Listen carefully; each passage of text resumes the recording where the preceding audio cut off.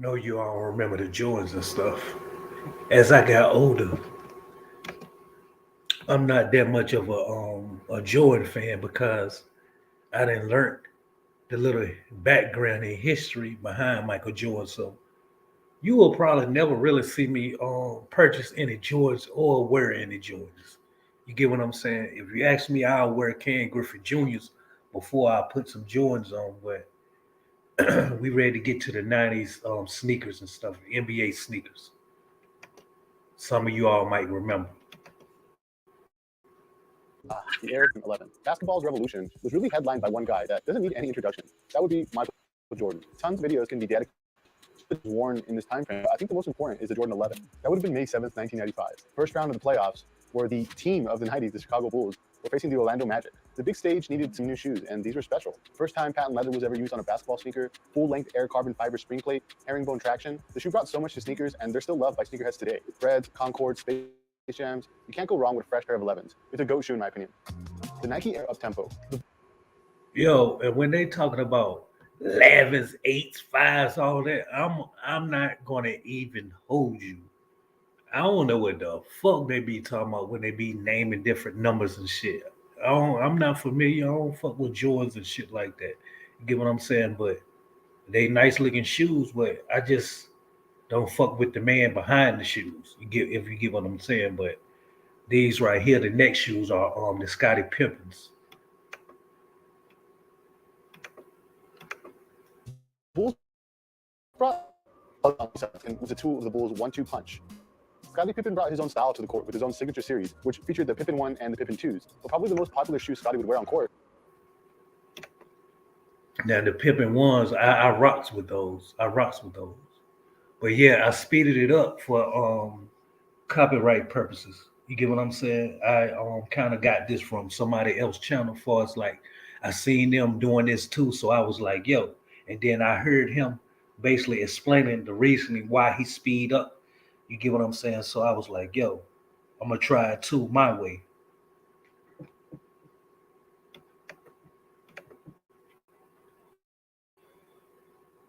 Air more up-tempo.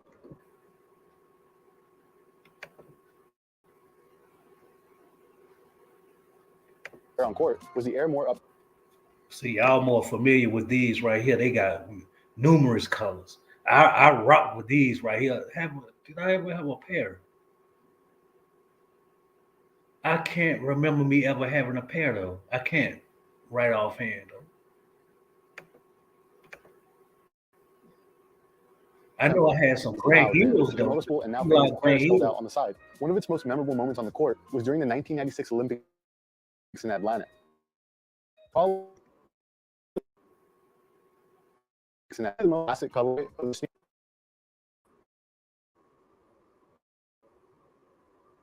with the noticeable and now famous Air spelled out on the side. One of its most Yo, and I was just speaking on the Grant Hills. That's why I keep trying to rewind it because I know them Grant Hills caught my damn eyes and shit. The hell them Grant Hills at? up tempo. This shoe was loud, man, with the noticeable and now famous Air spelled out on. I don't know if these are damn Grant Hills, yo, the felines, yo, but Grant Hill had some damn Grant Hill had some felines, right? And they was patent leather like trimming going around right here where y'all see the trimming at right here. So I don't know if these are Grant Hills, but they caught my eye. So I had to rewind back and I was just speaking on the Grant Hills and shit. Because I had a pair of Grant Hills like they were felines with the triangle patent leather. On the side. One of its most memorable moments on the court was during the 1996 Olympics in Atlanta. Probably the most classic colorway of the sneaker, I would probably have to say, is just the simple black and white colorway. I know there's some really cool tan ones and red ones, but I feel like the black and white one is the most iconic. But what do you think? Nike Air Force Yep, the black and white ones was the ones that's more iconic. 180. Now in his Olympics, Charles Barkley had his own memorable Olympic shoes too. This sneaker features Nike's Air Max cushion, this time with a one. Yo, now I don't. Some of these shits they showing, I don't remember these shits now. 80-degree unit that was featured on the iconic Air Max 180. It also featured a really cool 4-foot strap. I feel like Charles Barkley's line doesn't really get the love that it deserves, but these shoes are an instant classic to me and remind me of the 90s. The Converse Aero Jam. During this era, the league was full of high flyers, but when it came to Charlotte, it was Larry Johnson. Now I don't remember those shoes neither. Right there, now Larry Johnson. No, I don't remember those shoes, yo. Grandmama himself. Larry Johnson's turn in the Converse era. Converse was still a player. Mars had Larry Drummond, who also had some really cool signature shoes with the brand as well. These days, it's cool to see Converse get back into the basketball scene with a solid line of current stars like Draymond Green, Shai Gilgeous-Alexander, but I feel like the Aero Jam is a sleeper when it comes to 90s I don't basketball remember shoes. The those. sneaker featured a detachable lace covering, and Converse's now like novelty cushioning system called Juice. Converse was really doing its thing in the early 90s, but unfortunately, they fell off when it came to basketball, and it's sad because they have such a huge history with basketball, but hey, you never know. I like the new the BB4s that came out not that long ago, so all right, the Nike Foamposite. There was a young team starting to make some noise in the NBA, and that team was the Orlando Magic. And they had a really special point guard by the name of Penny Hardaway. The athletic 6'7" guard brought legendary shoes to the hardwood, like the Penny 1, which is supposed to be getting a retro here soon. So I remember those. But right Penny's there. most notable shoe They was are the mine Foamposite. for me. The sneaker actually has a really crazy technology behind it. We've done a whole history video on it, but basically it's like a heavy liquid that's poured into a mold that builds the upper for the Foamposite, and that's why it has that crazy look on the outside. Apparently, the original molds cost Nike almost $1 million to make. No wonder the original retail price of the shoe was $180. Probably the most expensive basketball shoes during that time. The shoe wasn't even designed for Penny at all. It was actually designed for Scottie Pippen. But Penny happened to see a prototype of the Foamposite in designer Eric Avar's bag while he was pitching him some other shoes, and it was like love at first sight. Remember how the NBA threw a fit for MJ over the color of his shoes? The same thing happened to Penny Hardaway. The shoes didn't pass the uniform guidelines of the NBA and didn't have enough black on them. So what Penny Hardaway did was he grabbed a black Sharpie and he just like filled in the lines on the side of the upper. And now it's like considered an iconic moment in sneaker history or sneaker lore. And there was even like a retro made of it not that long ago, and they called it the Sharpie. It's the Foamposite. I think the Foamposite is like right for a comeback That's a little sneaker history for you if you ain't know that one about Penny Hardaway. right now, because we've actually seen some recent collabs like the CDG collab and the Paranorman collab not too long ago, which is pretty cool. So I feel like the Foamposites are due for a comeback, and that'll be the day, man, when you see people saying, "Oh, the Foamposite's my favorite sneaker now," and Dunks go back to just being $100. The Reebok Kamikaze 2. I During this remember era, those. Reebok was really a contender for top of Nike. Like had the pump line, and it was a huge deal. And they also had Shaq on the East Coast. But on the West Coast, they had another dominant big man lacing up Reeboks. That was Sean Kemp. Sean Kemp was lacing up the Kamikaze, but I want to talk about the Kamikaze 2. A true the pattern is eye cap 6 weight. Yo, I'm trying to remember, dude. Some of these, like I remember the shoes, yo, but I'm trying to remember like what's out on these shoes back then. Meaning like what's they my style. Like I ain't give a damn about if you was a certain ball player or whatever. Like I went off the style and what your parents gonna pay for. You get what I'm saying? But I'm trying to remember, man. There was some shoes I couldn't stand, but everybody was like, rocking them shits. And I don't know if it was these though, but as you get older, you kind of like, I don't know if you take a liking into shit or you just be on some shit like, yo, I remember those came out when I was such and such. Now, what was you doing during such and such time? You get what I'm saying? So that's what some of these shoes are doing. It's like bringing memories per se, for as like I might necessarily not be a fan of some of these shoes, but I can remember like what I was doing during that year or something, like the grade and shit like that. But they just skip past some shoes, or either they just not having shit in order. But you had the Jason Kids. They came out in like 95. Let me see. I want to say 95 because I was in the 7th or 8th grade. You know what I'm saying? I was in junior high when they came out. And the Grand Hills as well.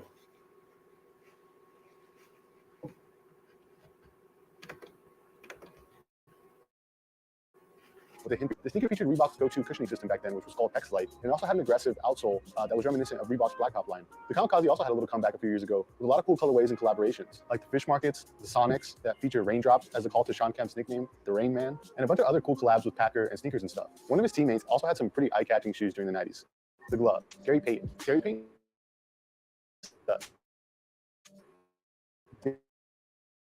I guard, want red him. player, the flip shroud, a little strap for security, and Nike's monkey paw technology, which you don't really see that often. It's a support system for the ankle. This technology would also carry over to the Nike GP, another solid shoe. All right, probably personally my favorite on this list, the Fila Grant Hill 2. Yep, there Another they name, go. unfortunately, you don't see too much on the basketball scene is Fila. They had a few stars in the 90s, like Jerry Stackhouse, and arguably one of the history. Grants. Here's my right there. I had those. I had them. I had those right there. And look, I'm gonna get. This is the shoes that I'm gonna get, yo. I'm telling y'all, I'm gonna get me a pair of these. See, Grant Hill had another pair of these too. Um, I'm gonna get the Grant Hills. I'm gonna get the Ken Griffith Juniors, and I'm gonna get.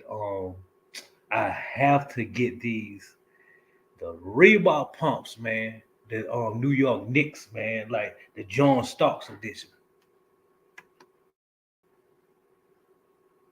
Another name, unfortunately, you don't see too much on the basketball scene is Fila. They had a few stars in the 90s, like Jerry Jared Stackhouse, I really want Filler his life Philos and shit. But Grant Hills, those was the shit. Stackhouse, and arguably one of the greatest what ifs in NBA history, Grant Hill. The Grant Hill 2 is a classic that doesn't really get much love. Tumbled leather build, navy patent leather trim. These were actually designed by David Race, who would eventually start Brand Black, the same brand that would eventually make shoes for the Big Baller brand. If you're a hooper, you got to try some Brand Blacks. They're awesome. And so are Damn. the Grant Hill 2s, which actually celebrated their 25th anniversary with a limited release of the original white and blue pair. A whole for our Patreon. I'll leave the link in the description below. Appreciate it. The Reebok question. The late 90s brought in a new era. Started with the 90s. This draft brought a few stars to the league. A few nobodies like Allen Iverson, Ray Allen, Kobe Bryant, Steve Nash. Just four of the best players of all time. No big deal. For the first pick of the draft, the Sixers picked Allen Iverson. Iverson was an assassin on the court, and he also deserves a lot of credit off the court for basically bringing street culture to the mainstream, and well, not the mainstream, but the basketball culture. And he's also known for his sneakers, which are amazing. The Antrim line has some classic like the 4s, the DMX 10s, but it is the Reebok question that is a favorite for many, and also brought some classic on-court moments as well, like that historic crossover on Michael Jordan. Red toes and blue toes are the classic colorways of the question for sure. Translucent soles, leather filled with suede. Sometimes the shoe even had patent leather on it. An iconic sneaker of the 90s. The Reebok questions are a bit saturated today, but in the early 2000s, collabs would carry the questions. Sneakers and stuff, Bape, Undefeated. Packer Shoes even released homage pairs inspired by the very questions Kobe and LeBron would lace up. The Adidas Crazy 97. The 90s are really known for their bold designs, and the Crazy 97 was no exception here. The shoe featured Adidas Feet You I Wear ain't technology. feeling you. This system was designed to cradle the foot, make movements a bit more natural, and prevent ankle rolls with the sole coming up and wrapping around to make sure as much rubber is hitting the floor as possible. This technology was also featured on the KD8s, or what they're calling today the Crazy 8s, because Kobe's not associated with the brand anymore. The Crazy 97 is definitely one of my favorite Adidas EQT basketball sneakers, and it's probably one of the most iconic moments in Kobe's early career in terms of sneakers, so that's why we included it on the list. A classic sneaker of the 90s, for sure. Now, there are plenty of sneakers that didn't make this list, but that's because the 90s were a crazy time for sneakers. They brought out so many iconic pieces of footwear back then, which to this day are still beloved. The competition between brands and the innovation that was happening back then, it was just a different level, and I miss it, to be honest. What are some of your favorite sneakers from the 90s, and what's your favorite brand from the 90s? Leave it in the comments down below. But hey, before you go, I'd like to let you know that we just launched a Patreon, and if you'd like access... Yeah, man, so like he was saying, some of these shoes ain't make the cut, man, because I can eat the Jason Kids. Let me see. Um, oh my God, man, it's so many, man. The only ones that's really ringing a bell to me right now is the Jason Kids, man. They came out in like 95, 96. So I don't even know. No, they came out in 95 because in 96 I was in high school. So the Jason Kids was out. I was in junior high. Like I know I was like 13 or something when they came out. So 14, 13 or 14. So to be real, them motherfuckers came out in 95. So they missing those. Um, they probably the Reebok pumps, like I was saying. So it's a whole lot of the what's his name? The choke the coach on Spreewell, the trail Spreewell. See, it's several many, but so my favorite out of all of these that they showed was most likely because I can remember me having a pair of these, and it was the Fila Grant Hills with the triangle patent leather.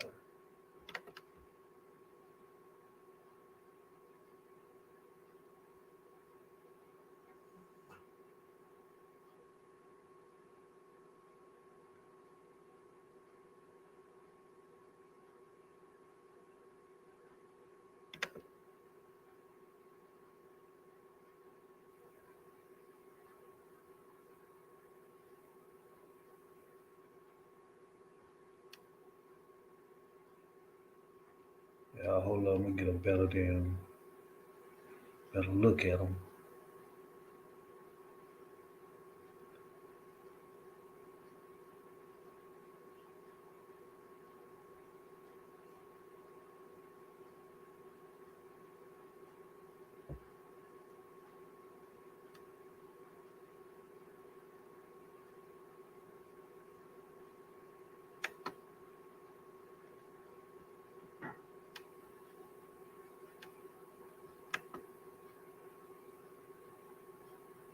And it was like another type of like Fila Grand Hill came out with too, but like they ain't really got them up here. They just got one of them, and I damn sure want a fan of the stack houses. I'm gonna tell you that now. But them Grand Hills though, I had them shits right there. I had those.